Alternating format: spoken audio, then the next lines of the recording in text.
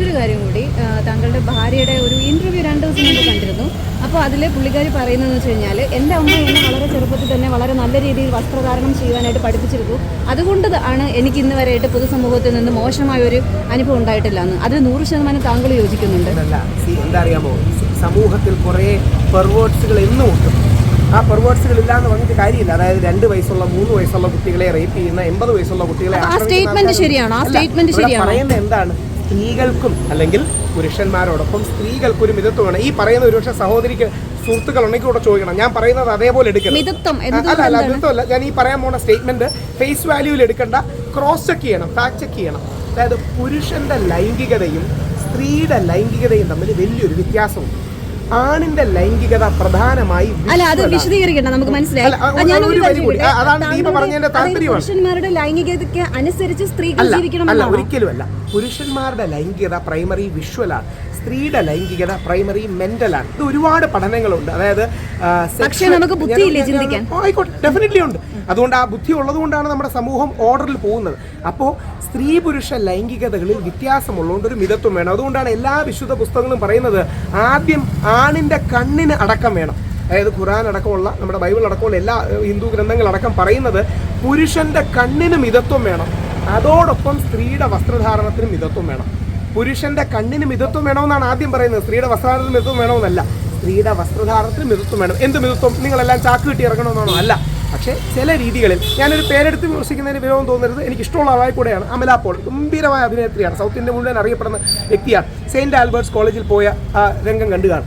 നിങ്ങൾ ആലോചിച്ച് നോക്കുക, നമ്മുടെ ഇടയിലാണ് അമല പോൾ അങ്ങനെ വന്നിട്ട് പോയത്. നമ്മുടെ കോളേജിലോ സ്ഥാപനത്തിലോ വളരെ ലോ നെക്ക് ലൈൻ, വളരെ എക്സ്പോസ്ഡ് ആയ ക്ലീവേജ്, മറ്റേ മിനി സ്കേർട്ടും സാധനങ്ങളും. അവിടെ നിൽക്കുന്ന പയ്യന്മാർ ഇവർ സ്റ്റേജിൽ കയറുമ്പോൾ എന്ത് ആംഗിളിൽ ഫോട്ടോ എടുക്കും? ഇത് ചോദിച്ചു കഴിഞ്ഞാൽ അയ്യോ അമല പോളിന്റെ ഇതല്ലേ എന്ന് പറയുന്നത് എന്താ അർത്ഥം? 2, അമല പോൾ ആ ഡ്രസ്സ് ഇട്ടുകൊണ്ട് നൈറ്റ് ക്ലബിലോ പബ്ബിലോ പോകുന്നതിന് ഒരു പ്രശ്നവുമില്ല. പക്ഷേ പബ്ബിനുള്ളത് പബ്ബിനും പള്ളിക്കൂടത്തിനുള്ളത് പള്ളിക്കൂടത്തിലും വേണ്ടേ?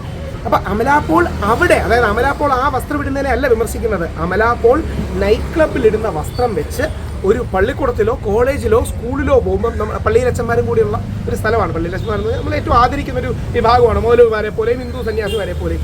അവരൊക്കെ അവിടെ ഇരിക്കുന്ന വേദിയിൽ ഒരു സ്കൂളിലോ കോളേജിലോ വന്ന് ഓവർ എക്സ്പോസ്ഡ് ആയിട്ട് ക്ലീവേജോ അല്ലെങ്കിൽ വളരെ ഇതായിട്ടോ കാണിച്ച് ഒരു ചിയർ ലീഡറിന്റെ ഡ്രസ്സിൽ പോകുമ്പോൾ വിമർശനങ്ങൾ വരില്ലേ? ആ വിമർശനം വന്നു കഴിഞ്ഞാൽ പറയുന്നവൻ തെറ്റുകാരനും അമല പോൾ പുരോഗമനവാദിയാവും. അത് വിമർശനം അല്ല അവിടെ വരുന്നത്. ഞാൻ അതിന് യോജിക്കുന്നു, 100% യോജിക്കുന്നു. അമല പോൾ ആ ഡ്രസ്സ് ഇട്ട് പോയതിന് ഞാൻ പേഴ്സണലി ഞാനൊരു യോജിക്കുന്നുണ്ട്. അതൊരു കോളേജ് ആയതുകൊണ്ട്, ഒരു സ്കൂൾ കുട്ടികൾ സ്ഥലമായതുകൊണ്ട് എന്ന് കരുതി ഒരാൾ ആ രീതിയിൽ വിസിബിൾ ആയിട്ടുള്ള, തന്റെ ശരീരഭാഗം വിസിബിൾ ആയിട്ടുള്ള ഒരു ഡ്രസ്സ് ധരിച്ച് ചെന്ന് കഴിഞ്ഞാൽ അത് ഞങ്ങൾക്ക് എന്തും പറയാനുള്ള, അല്ലെങ്കിൽ ഞങ്ങൾക്ക് മോശമായി സ്പർശിക്കുവാനുള്ള ഒരു ലൈസൻസ് ആയിട്ട് ചില പുരുഷന്മാർ അവിടെ കാണുന്നു. അവിടെയാണ് നമ്മൾ എതിർക്കുന്നത്. 2 കാര്യം 100%, 100%, 101% യോജിക്കുന്നു. ഒന്ന്, ശരീരത്തിൽ സ്പർശനം എന്നുള്ള കാര്യം ഔട്ട് ഓഫ് ക്വസ്റ്റൻ ആണ്. കാര്യം അതൊരു ഗ്രേഡ് അപ്പുറത്താണ്, അതൊരു ലക്ഷ്മണ രേഖയാണ്.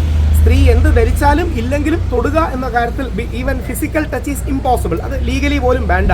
2, ചില ആൾക്കാർ അസഭ്യവും ആഭാസവും പറയും, അത് ഒരേപോലെ തെറ്റാണ്. 2, ഇതേ ആഭാസമുള്ളവന്റെ മനസ്സിൽ അവൻ ചിരിച്ചുകൊണ്ടെടുക്കുന്ന വീഡിയോ വ്യത്യസ്ത ആംഗിളിൽ വെക്കുന്നത് അവൻ ഈ മനസ്സിൽ ആഭാസം ഉള്ളതുകൊണ്ട് തന്നെയാണെന്ന് കൂടി നമ്മുടെ സഹോദരിമാർ തിരിച്ചറിയണം.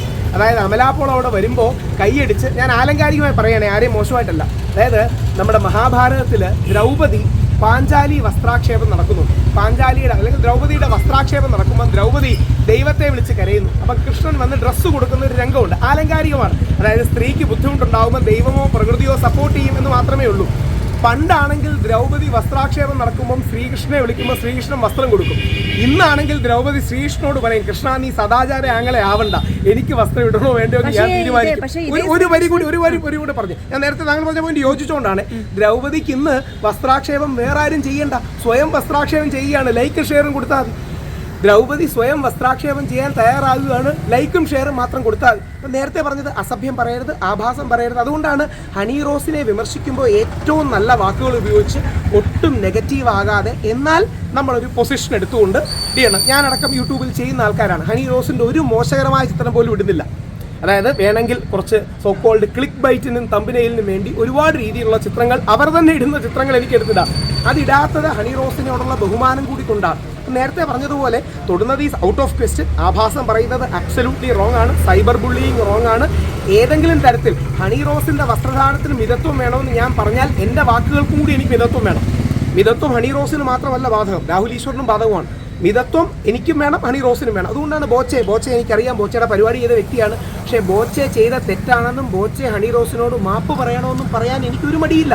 എനിക്കെന്നല്ല, ഈ കമൻ്റ് ഇടുന്ന എല്ലാവരെയും നോക്കണം. എല്ലാവരും പറയുന്നത് എന്താ, ബോച്ചെ ചെയ്ത തെറ്റാണ്. ഇനി രണ്ട്, ഇതല്ലാത്ത കുറച്ച് എക്സ്ട്രീം ആൾക്കാരുണ്ട്. അവരുടെ പ്രശ്നം എന്ന് പറഞ്ഞാൽ അവർ ഈ സ്ത്രീപക്ഷവാദികളെ പ്രകോപിപ്പിക്കാൻ വേണ്ടിയാണ്. ഞങ്ങൾ ചെന്ന് മാലയിടും, ഞങ്ങൾ ചെന്ന് മറ്റേ പടക്കം പൊട്ടിക്കും. ഞാനപ്പോൾ അവരോട് പറഞ്ഞു, എന്നെ ഈ പരിപാടിക്ക് വിളിച്ചത്, ഞാൻ പറഞ്ഞു ബോച്ചെ സ്വാതന്ത്ര്യ സമരത്തിനൊന്നും പോയതല്ലല്ലോ. സ്വാതന്ത്ര്യ സമരം ഒരു തെറ്റായ പദപ്രയോഗം നടത്തി ജയിലിൽ പോയ ആളല്ലേ. സ്വാതന്ത്ര്യ സമരത്തിന് പോയിട്ട് വരുമ്പോഴോ അല്ലെങ്കിൽ മറ്റേ എന്താ പറയുക ബ്ലഡ് ബാങ്ക് ചെയ്യുമ്പോഴോ വീട് വെച്ച് കൊടുക്കുമ്പോഴോ മാലയിടാം. ഇതിൻ്റെ പ്രശ്നം എന്താ അറിയാമോ, ഈ ഫെമിനിസ്റ്റുകളെ, ചില തീവ്ര ഫെമിനിസ്റ്റുകളെ പോലെ മറുഭാഗത്തെ ആൾക്കാർക്ക് എങ്ങനെങ്കിലും സ്ത്രീകളെക്കുറിച്ച് പ്രകോപിപ്പിക്കുകയാണ് അവരുടെ ഉദ്ദേശം. അതായത് ഫെമിനിസ്റ്റുകളെ പ്രകോപിപ്പിക്കുക, ലിബറലുകളെ പ്രകോപിപ്പിക്കുക.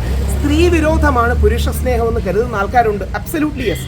അവരോട് യോജിക്കുന്നില്ല, അവർ ചെയ്യുന്നത് ശരിയല്ല, അവരെ എന്താ പറയുക, അവരെ എൻകറേജ് ചെയ്യേണ്ട. പക്ഷേ റെസ്പെക്ട്ഫുൾ ക്രിറ്റിസിസം വേണം. ഒരു വരി കൂടെ പറഞ്ഞ് അവസാനിപ്പിക്കാം.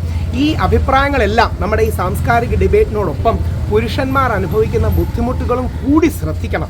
അവർക്കും കൂടി നിങ്ങളൊരു സ്പേസ് കൊടുക്കണം. അങ്ങനെ ഒരു പുരുഷ കമ്മീഷന് വേണ്ടി നിങ്ങൾ ഓരോരുത്തരുടെയും ഓരോ ചാനലുകളുടെയും പിന്തുണ കൂടി അഭ്യർത്ഥിക്കും. ഓക്കെ, ഒരു